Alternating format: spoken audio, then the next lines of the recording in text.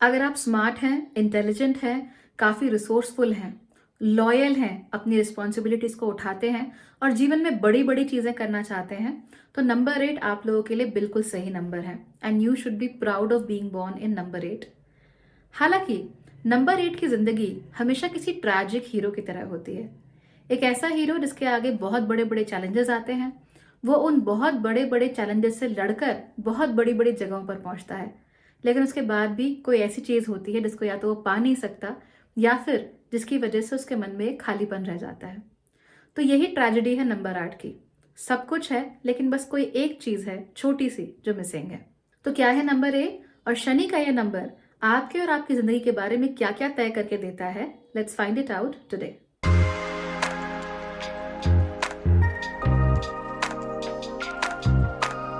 Hello and welcome to Bhagyashree holistic lifestyle, जहां पर अपनी जिंदगी को हम होप, मीनिंग एंड फुलफिलमेंट देने की कोशिश कर रहे हैं विया लाइफस्टाइल चेंजेस। यहाँ पर हम बहुत सारी चीज़ों को डिस्कस करते हैं। जिंदगी कैसे जीनी है, क्या करना है और किस तरीके से आगे बढ़ना है and how to become our best selves. और इसके साथ साथ ही एस्ट्रोलॉजी के अलावा कोई भी चीज़ जैसे न्यूमरोलॉजी, टैरो, एंजल नंबर्स, ये सारी चीज़ें हम यहाँ पर डिस्कस करते हैं so that we can create a holistic lifestyle for ourselves. हाँ, अगर आप होलिस्टिक एस्ट्रोलॉजी में इंटरेस्टेड हैं तो फिर आप मेरे पहले चैनल भाग्यश्री होलिस्टिक एस्ट्रोलॉजी को भी कनेक्ट कर सकते हैं। If you like what I am doing here, don't forget to subscribe और इस चैनल के वीडियोस को अपनों के साथ शेयर भी ज़रूर कीजिए। Now let's talk about number 8। Number 8 अपने आप में एक बेहद पावरफुल नंबर है, इसलिए भी क्योंकि ये आखिरी के 2 नंबर्स को रिप्रेजेंट करता है और इसलिए भी क्योंकि इसे कंट्रोल करते हैं सैटर्न, जो कि अपने आप में एक बेहद पावरफुल ग्रह है। सैटर्न की खास बात यह होती है कि इस ग्रह के अंदर पावर दूसरों से कहीं ज्यादा हो सकती है। ये प्लैनेट स्लो एंड स्टेडी में बिलीव करता है और इसके साथ साथ ही ये प्लैनेट किसी की बात नहीं सुनता। रामायण में भी इसी तरह की एक कहानी है। तो कहानी ये है कि रावण ने अपने बेटे के जन्म के लिए सोचा कि सारे के सारे प्लैनेट्स जो हैं वो सही दिशा में होने चाहिए, सही स्थानों पर होने चाहिए, ताकि उसके बेटे को हमेशा गुड लक मिलता रहे और जिंदगी में कोई भी परेशानी उसे महसूस ना हो। तो उसने सारे ग्रहों को आदेश दिया कि आप मेरी बताई हुई जगहों पर जाकर बैठ जाइए। क्यों? क्योंकि रावण को ज्योतिष का भी काफी ज्ञान था। लेकिन सैटर्न एक इकलौता ग्रह था जिसने मना कर दिया, जिसने कहा कि वो अपनी चाल से ही चलेगा और वो दूसरे ग्रहों की तरह रावण से डरकर अपनी चाल बदलने के मूड में नहीं है। खैर, सैटर्न एक ऐसा ही ग्रह है जो किसी और की अथॉरिटी, किसी और के ऑर्डर्स नहीं मानता। वो सिर्फ अपने ऑर्डर्स मानता है। ये एक ऐसा ग्रह भी है जिसको आप चला नहीं सकते, जिसको आप डिगा नहीं सकते। सैटर्न जिस रास्ते पर है उसी रास्ते पर रहेगा और कोई भी चीज दुनिया में ऐसी नहीं है जो उसको उस रास्ते से दूर कर दे। शनि जो ग्रह है वो समय के साथ यानी टाइम के साथ भी जुड़ा हुआ है और इसके साथ साथ ही आपके कर्मों के साथ भी जुड़ा हुआ है। यानी समय कितना लगता है चीजों को करने में, ये शनि बताते हैं और कर्मों के कैसे फल देखने को मिलते हैं ये बात भी हमें शनि ही बताते हैं। बहुत सारे लोग शनि से बहुत ज़्यादा डरते हैं क्योंकि वो शनि को समझते नहीं है। लेकिन सच ये है कि अगर शनि आपके साथ हो तो शायद आपको और ग्रहों की कृपा की इतनी ज़रूरत महसूस ना हो। एंड यही वजह है कि नंबर 8 इतना खास, इतना पावरफुल नंबर बन जाता है। अगर आपका जन्म किसी भी महीने की 8 तारीख, 17 तारीख या फिर 26 तारीख को हुआ है तो फिर आपका मूलांक 8 माना जाएगा। 8 मूलांक होने की वजह से आप लोगों की लाइफ में काफ़ी सारी चीज़ें हमेशा एक्सट्रीम्स पर होंगी। आप लोग काफ़ी मटीरियलिस्टिक भी होंगे, यानी भौतिक सुख सुविधाओं में और भौतिक अचीवमेंट्स पर आपका काफ़ी ध्यान रहेगा। यानी कि गाड़ी कौन सी है, लैपटॉप कौन सा है, फ़ोन कौन सा है, मोहल्ले में आपकी रिस्पेक्ट कितनी है, आपका स्थान कहाँ है, परिवार में आपका स्थान कहाँ है। इसके साथ साथ ही ऑफिस में आपको प्रमोशन मिलता है या नहीं मिलता, इन सारी चीज़ों पर आपका ध्यान बहुत ज़्यादा रहता है, चाहे आप माने या ना माने। क्योंकि आपके भीतर जो एक कंपस है वो हमेशा नॉर्थ की तरफ पॉइंट करता है और ये नॉर्थ वो है जहाँ पर material comforts and material achievements देखने को मिलती हैं। एस्ट्रोलॉजिकली भी ये एकदम सही है, क्योंकि एस्ट्रोलॉजी के अनुसार सैटर्न हमारी कुंडली में 2 भावों को यानी 2 हाउस को कंट्रोल करता है। हाउस नंबर 10 यानी कि हमें मटेरियल गेन्स, भौतिक सुख सुविधाएं कैसी मिलेंगी, दुनिया में हमारी इमेज कैसी होगी। और नंबर 11 यानी 11वां घर, यानी हमें गेन्स क्या होंगे, इनकम्स कहाँ से होंगी, कितनी होंगी। तो इन दोनों घरों को क्योंकि शनि कंट्रोल करते हैं, इसीलिए भौतिक लेवल पर हम क्या और कितना पा सकते हैं, इस पर शनि का बेहद फोकस रहता है। तो चाहे आप बाहर से हम्बल हो और आप लोग एक्टिवली ना सोच रहे हो, सबकॉन्शियसली आपका ध्यान जरूर इस बात पर होता है कि दुनिया में आपकी जगह कहाँ है और मटीरियली आपको कितना अचीवमेंट और कितना कंफर्ट मिल रहा है। अगर आप अपनी लाइफ में कोई प्रॉब्लम महसूस कर रहे हैं, खासतौर पे मानसिक स्तर पर, तो अक्सर वो जो प्रॉब्लम है वो कोई मटीरियल अचीवमेंट पा जाने पर अपने आप ही चली जाती है। शारीरिक प्रॉब्लम्स के साथ भी अक्सर नंबर 8 वालों के साथ ऐसा ही होता है। So you should be very careful here कि material achievements are important to you और इसमें कुछ भी गलत नहीं है। हाँ, आपके लिए सबसे ज्यादा इंपॉर्टेंट पैसा नहीं है और भौतिक सुख सुविधाएं नहीं है। इवन वो आपके लिए जरूरी हैं, लेकिन फिर भी सबसे ज्यादा जरूरी है आपके लिए इज्जत, यानी कि रिस्पेक्ट। दुनिया की नजर में आपकी इज्जत हो, दुनिया आपको लुक अप टू करे, दुनिया ये कहे कि आपको फॉलो किया जाना चाहिए और दुनिया ये माने कि आपने कुछ अच्छा किया है, आपको उसके लिए एक्नॉलेज करे, ये आपके लिए बहुत इंपॉर्टेंट है और ये एक नॉन निगोशिएबल है। इतना कि अगर आपको पैसे को त्यागना पड़े रिस्पेक्ट के लिए तो आप जरूर त्याग देंगे। बहुत सारे लोग जो अपने उसूलों के बिल्कुल पक्के होते हैं, अपने उसूलों से हटते नहीं है, डिगते नहीं है, वो सारे के सारे लोग आपको नंबर 8 से कहीं ना कहीं इन्फ्लुएंस्ड या प्रभावित जरूर मिल जाएंगे, क्योंकि नंबर 8 कभी भी इज्जत के साथ कोई कॉम्प्रोमाइज नहीं कर सकता। और जहां कहीं भी उसको ये लगता है कि मेरी इज्जत पे कोई आंच आ रही है, वहां पर वो नंबर हमेशा कुछ ना कुछ ऐसा करेगा या कुछ ना कुछ चीज का त्याग कर देगा जिससे कि इज्जत के ऊपर बात ना बने। आप हमेशा ऐसा नोट करेंगे कि 8 नंबर वाले जो लोग होते हैं वो अपनी इमेज को लेकर बहुत कॉन्शियस रहते हैं और वो कभी भी अपनी क्लीन एंड क्लियर इमेज पर कोई दाग लगाना पसंद नहीं करते। And that is one of the reasons Y ये कई बार सोसाइटी के लिए एग्जाम्पल्स भी बन जाते हैं बाय सैक्रिफाइसेस। नंबर 8 को अगर आप क्लोजली देखेंगे तो आपको उसमें इन्फिनिटी सिंबल नजर आएगा। इनफैक्ट जब मैंने पहली बार इन्फिनिटी सिंबल देखा था तो मुझे उसमें नंबर 8 नजर आया था। एक ऐसा एंडलेस लूप जिसकी ना कोई बिगिनिंग है और ना ही कोई एंड, यानी कि इसकी ना कोई शुरुआत है और ना ही कोई अंत। नंबर 8 को और गहराई से देखेंगे तो ऐसा लगेगा जैसे 2-3 नंबरों को आमने सामने रखकर एक दूसरे के साथ जोड़ दिया है, जिसकी वजह से अगेन वो इन्फिनिटी लूप बन गया है। So it is a very crucial and a very interesting thing about number 8 जो हमें नहीं भूलनी चाहिए, कि ये नंबर कहीं ना कहीं हायर एनर्जीज, हायर पावर्स के साथ हमें कनेक्ट करता है और हमारे जीवन में जो हायर रियलिटीज और वाइब्रेशंस हैं उनके साथ भी हमें कनेक्ट करता है। That's why angel number 888 and 8888 are also so important. इसके बारे में मैंने चैनल पर बात की है, अगर आप चाहें तो वहां जाकर देख सकते हैं। The video must be available by now, अगर अभी नहीं है तो अगले 2-3 दिन में आ जाएगा। नंबर 8 के अंदर हमेशा सैटर्न की क्वालिटीज होती हैं और इसी वजह से ये लोग बहुत अच्छे एडमिनिस्ट्रेटर्स, मैनेजर्स यानी कि प्रबंधक बनते हैं। कंपनी छोटी हो या बड़ी, वहां पर लोगों को, रिसोर्सेज को मैनेज करना ये लोग अच्छे तरीके से कर सकते हैं। मैंने पर्सनली ये नोटिस किया है कि लॉजिस्टिक्स बिजनेस में ये लोग बहुत अच्छा करते हैं और इसके साथ साथ ही पब्लिक एडमिनिस्ट्रेशन यानी कि कलेक्टर बन जाना या फिर डीएम बन जाना, इस तरह के काम ये बहुत अच्छे करते हैं। बेसिकली जहां भी इन्हें जनसाधारण के साथ डील करना हो वहां पे 8 number is very good. 8 number वाले लोग नेता भी बहुत अच्छे बन जाते हैं। जरूरी नहीं है कि इन्हें पॉलिटिकल नेता ही बनना है या बहुत सारे लोगों का नेता ही बनना है, लेकिन छोटा स्तर हो चाहे बड़ा स्तर हो, लोगों को एक रोशनी दिखाना कि कैसे कंडक्ट करना चाहिए, कैसे जीवन जीना चाहिए, उस मामले में ये डेफिनेटली नेता होते हैं और कई बार ये लोग पॉलिटिक्स में भी अच्छा कर लेते हैं। तो यानी अगर आपको सिविल सर्वेंट बनना हो चाहे पॉलिटिशियन बनना हो, नंबर 8 आपको काफी ज्यादा पावर दे सकता है। बट अगेन, क्योंकि ये सैटर्न है इसीलिए उसूलों के साथ कॉम्प्रोमाइज नहीं किया जा सकता। जहां कहीं भी रूल्स के साथ, लॉज के साथ, रेगुलेशंस के साथ काम करना होता है, वहां पर भी नंबर 8 हमेशा अपनी छाप छोड़कर जाता है। नंबर 8 हमेशा स्लो एंड स्टेडी काम करना पसंद करता है। अगर नंबर 8 वाला व्यक्ति ये चाहे कि मैं एक बिजनेस स्टार्ट करूं, तो वो हमेशा इसे एक बहुत ही अच्छी फाउंडेशन वाली शुरुआत देगा, चाहे शुरुआती साल थोड़े धीमे ही क्यों ना हो। तो ये ऐसा नंबर नहीं है जो इमीडिएटली पहले साल ही जाकर यूनिकॉर्न बन जाना चाहता है।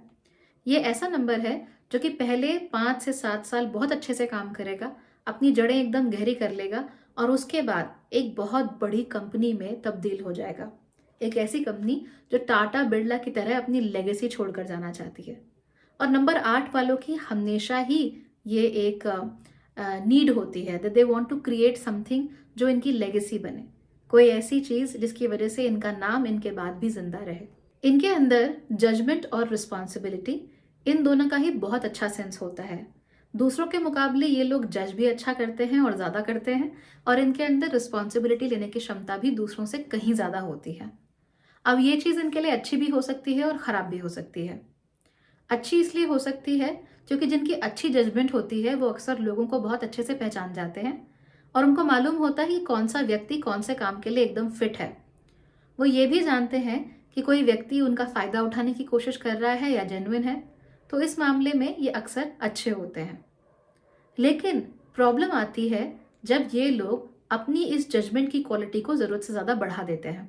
जब ये जजमेंट की क्वालिटी इनके लिए नेगेटिव होने लगती है, तो ये लोग अक्सर अपनी नज़र से दुनिया को देखना शुरू कर देते हैं। यानी जो इनका नज़रिया है, ये उस नज़रिए के अनुसार दूसरों को देखते हैं।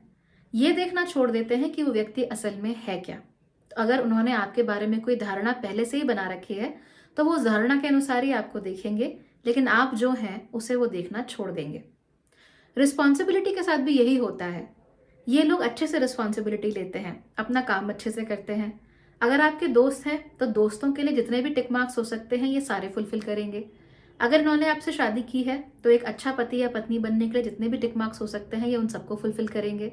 अगर ये नौकरी कर रहे हैं तो ये एक अच्छा एम्प्लॉय होने के जितने भी टिक मार्क्स होते हैं सबको फुलफिल करते हैं। अच्छा बॉस होने के लिए यही करते हैं, अच्छा नेता होने के लिए यही करते हैं, and so on and so fourth. लेकिन जब यही चीज़ इनके लिए नेगेटिव होने लगती है या एक्सेसिव हो जाती है, तो ये अक्सर उन चीज़ों के लिए भी रिस्पॉन्सिबिलिटी ले लेते हैं जहाँ पर नहीं लेना चाहिए, और उन चीज़ों को भी पकड़ कर रखते हैं जिन्हें कब का छोड़ देना चाहिए था।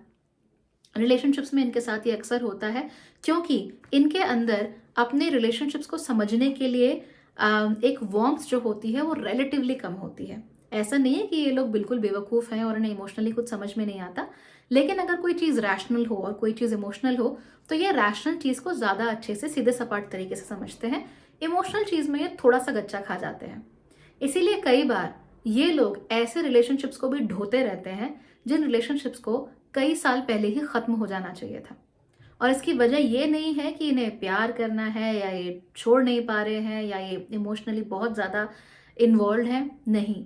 इसलिए बिकॉज इनका सेंस ऑफ रिस्पॉन्सिबिलिटी इन्हें उस रिलेशनशिप को छोड़ने नहीं देता।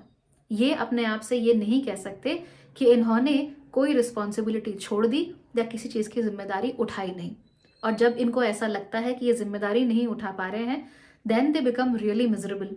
यानी कि उनको मानसिक तौर पे बड़ा त्रास होता है।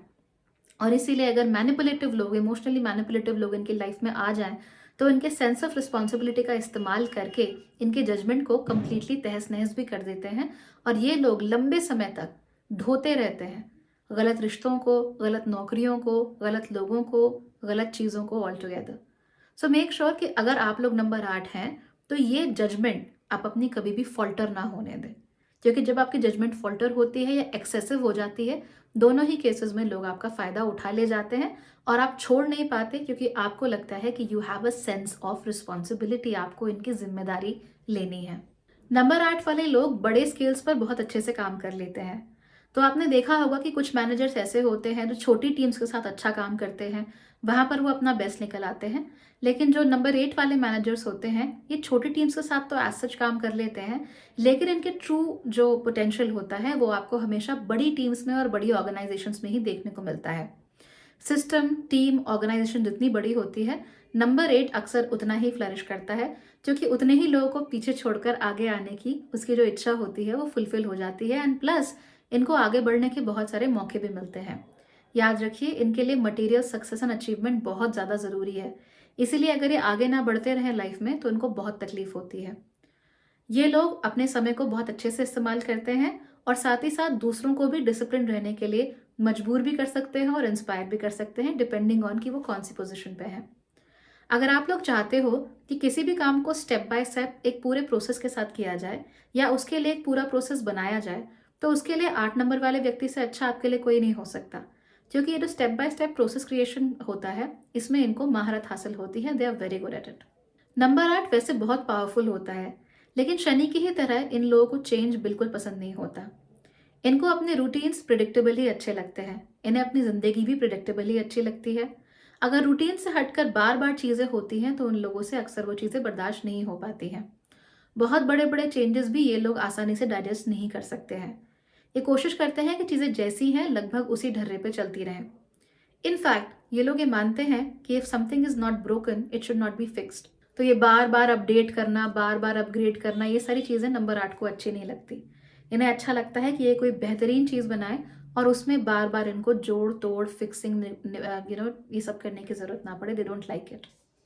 चेंज रजिस्ट करने की वजह से क्या होता है कि आजकल का जो फास्ट पेस एनवायरनमेंट है, इसमें ये लोग अक्सर अपने आप को बहुत ज़्यादा मजबूर पाते हैं। इन्हें समझ नहीं आता कि ये इस एनवायरनमेंट के साथ कैसे जिएं और इसके साथ कोप अप कैसे करें। तो ये चीज़ें आप लोग सीख सकते हो। इमोशनल इंटेलिजेंस भी आप लोग अपने अंदर और डेवलप कर सकते हो। जितना आप लोग इमोशनली इंटेलिजेंट रहोगे, उतना ही ज़्यादा आप ट्रेंड्स को ज़्यादा आसानी से पकड़ पाओगे और उसके हिसाब से अपने आप को चेंज कर पाओगे। हर चीज़ को आपको रैशनली देखने की ज़रूरत नहीं होती है। इनफैक्ट यही आपकी सबसे नेगेटिव साइड भी बन जाता है। अगर आप लोग इमोशनली अवेयर नहीं हो, आसपास क्या हो रहा है और क्यों हो रहा है ये आप लोग नहीं जान रहे हो, तो आपको दिक्कत हो सकती है। जैसे कि हर साल फ़ोन में कोई नई अपडेट लाके उसे नया नंबर दे देना, ये आपके हिसाब से बिल्कुल स्टूपिड है। It is not necessary. पर उसके पीछे की साइकोलॉजी को आप लोग नहीं समझ रहे हो। साइकोलॉजी ये है कि लोग चाहते हैं कि हर साल कुछ ना कुछ नया उनके सामने आता रहे, क्योंकि अगर वही पुरानी चीज़ रहेगी तो लोग उसमें फिर इंटरेस्टेड नहीं रहते हैं। तो चाहे चेंजेस छोटे हो चाहे बड़े, वो करते रहना और फिर लोगों के सामने एक अच्छी चीज़ लाते रहना कंपनी के बारे में एक बहुत अच्छा इंप्रेशन लोगों के नज़र में बनाता है और लोग इस चीज़ को पसंद करते हैं। लेकिन क्योंकि आप सैटर्न हो, इसीलिए ये जो बारीकियां होती हैं अक्सर इन्हें आप पकड़ नहीं पाते हो। यही वजह होती है कि अक्सर स्पिरिचुअल पोटेंशियल अच्छा होने के बावजूद भी आप अपना सारा ध्यान मटेरियल या भौतिक सुख सुविधाओं पर दे देते हो, चाहे आप चाहो चाहे ना चाहो। तो आपको करना क्या चाहिए कि आपको पहली बात तो मान लेना चाहिए कि भौतिक सुख सुविधाएं जीवन में ज़रूरी हैं और इनको चाहना या इन्हें पाने की कोशिश करने में कुछ भी बुरा नहीं है। सो अगर आप उन्हें चाहते हो and you want them, nothing wrong with it. इसके लिए आपको गिल्टी नहीं महसूस करना चाहिए। दूसरी चीज़ ये है कि आपकी मटेरियल जीवन के साथ साथ ही आपकी स्पिरिचुअल जो लाइफ है वो भी चल सकती है। तो स्पिरिचुअली अपने आप को और कैसे ग्रो किया जाए ये आप लोगों को देखना चाहिए और साथ साथ ये भी नोट करना चाहिए कि ऐसी कौन सी प्रैक्टिसेस हो सकती हैं जिन्हें कंटिन्यूअसली करके आप लोग अपने आप को इमोशनली, स्पिरिचुअली और मेंटली और आगे ले जा सकते हो। क्योंकि भौतिक रूप से तो आप आगे बढ़ ही जाओगे, अगर इन रूपों से भी आगे बढ़ो then you will have a more holistic life. और इसके साथ साथ ही आपको जीवन में जो परेशानियां होंगी वो कम होंगी, आपको जो इश्यूज होंगे वो कम होंगे और आपके जो जीवन होगा, you will look back at it and you will be very proud of it कि आपने एक भरा पूरा जीवन जिया है। And I have seen a lot of number 8 people जिन्होंने ये सारी चीज़ें करके अपने आप को बहुत आगे भी बढ़ाया है। In fact to be very honest, the people जो रोज मेडिटेशन करते हैं या योगा में बहुत आगे निकल चुके हैं, I have seen them to be mostly number 8। क्योंकि किसी काम को अगर कंसिस्टेंटली सालों तक करना हो तो नंबर 8 से अच्छा कोई नहीं कर सकता। तो आप लोगों को भी ऐसी कोई प्रैक्टिस अपनानी चाहिए। साथ ही साथ इमोशनल अपनी जो इंटेलिजेंस है उसको भी बढ़ाना चाहिए, सो दैट आप हर चीज़ बेहतर कर सको और आज के जीवन में ज़्यादा अच्छे से ढल सको। Thank you so much for watching.